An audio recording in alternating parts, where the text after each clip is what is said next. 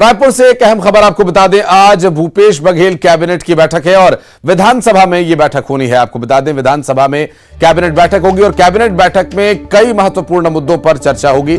किसानों कर्मचारियों से जुड़े मामले पर फैसला हो सकता है। आज कैबिनेट की इस बैठक में और क्या कुछ फैसले लिए जाएंगे, क्या चर्चा के विषय रहेंगे, इस पर लगातार हमारी नजर रहेगी। फिलहाल आपको बता दें कैबिनेट की बैठक में कई महत्वपूर्ण मुद्दों पर चर्चा होगी। आज भूपेश बघेल कैबिनेट की बैठक होनी है। छत्तीसगढ़ सरकार क्या कुछ आज फैसला लेगी, देखना अहम होगा, क्योंकि कैबिनेट की बैठक बुलाई गई है और इस बैठक में चर्चा के लिए क्या विषय रह सकते हैं, इस पर भी रहेगी हमारी नजर। हर ताजा अपडेट हम आप तक पहुंचाते रहेंगे। फिलहाल आपको बता दें कि आज की यह बैठक काफी महत्वपूर्ण है। प्रदेश के विकास संबंधी और कैबिनेट के फैसलों पर नजर रहेगी। आज मुख्यमंत्री भूपेश बघेल की अध्यक्षता में कैबिनेट की बैठक होगी। किसानों और कर्मचारियों से जुड़े मामलों पर कोई फैसला लिया जा सकता है। ममता हमारी सहयोगी इस वक्त हमारे साथ मौजूद है। ममता, कितने बजे के आसपास ये बैठक होनी है, क्या कुछ विषय रह सकते हैं इसमें?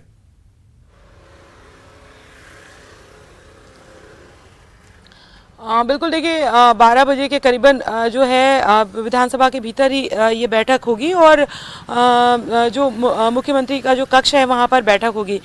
ये जो कैबिनेट की बैठक है वो काफ़ी महत्वपूर्ण इसलिए भी है क्योंकि बजट सत्र के बाद ये बैठक की जा रही है। तो बजट सत्र में जो निर्णय लिए गए हैं उसमें और जो सौगातें दी गई उसका इम्प्लीमेंटेशन किस तरीके से समय पर हो सके, क्योंकि चुनावी साल है और अगले 6 महीने के बाद में जो है वो एक तरह से कहें कि चुनाव ही है और यही वजह है कि जो बजट में घोषणा की गई, जो सौगातें दी गई, उसको जल्द से जल्द जो है वो लोगों तक पहुंच सके, उसका इम्प्लीमेंटेशन हो सके। दूसरी बात अगर हम बात करें तो किसानों से जुड़े कई जो महत्वपूर्ण मसले हैं उस पर निर्णय किया जा सकता है, चर्चा की जा सकती है। अभी बेमौसम जो बारिश हुई है उसके जरिए भी कई जगह जो है फसलों को नुकसान हुआ है, किसानों को नुकसान हुआ है। दूसरी बात अगर हम बात करें तो अनियमित कर्मचारी लगातार हड़ताल कर रहे हैं अपनी मांगों को लेकर और जगह जगह कर्मचारी संगठन प्रदर्शन कर रहे हैं। उनकी मांगों पर भी जो है वो अगर हम बात करें तो चर्चा हो सकती है। उसका क्या रास्ता निकाला जा सकता है, इस पर भी चर्चा हो सकती है। जी बिल्कुल, और अनियमित कर्मचारियों का विषय अभी गरमाया भी हुआ है। चुनावी साल है, ऐसे में बहुत ही महत्वपूर्ण हो जाता है।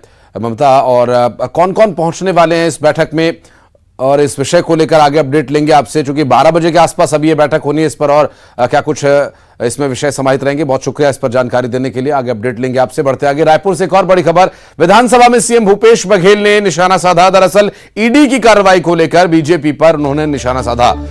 सीएम भूपेश बघेल ने बीजेपी पर निशाना साधा और कहा, हमारे समय में फाइल्स में कागज मिलते थे और बीजेपी के शासन में नोट मिलता था। आपको जांच करने में नहीं, बदनाम करने में इंटरेस्ट है।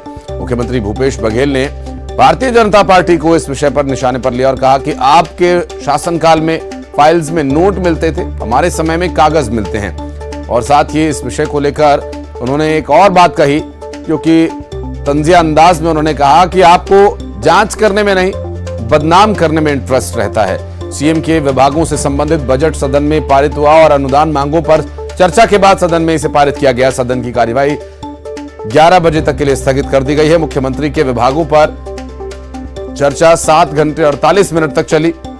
सदन में मुख्यमंत्री भूपेश बघेल ने बड़ा बयान दिया।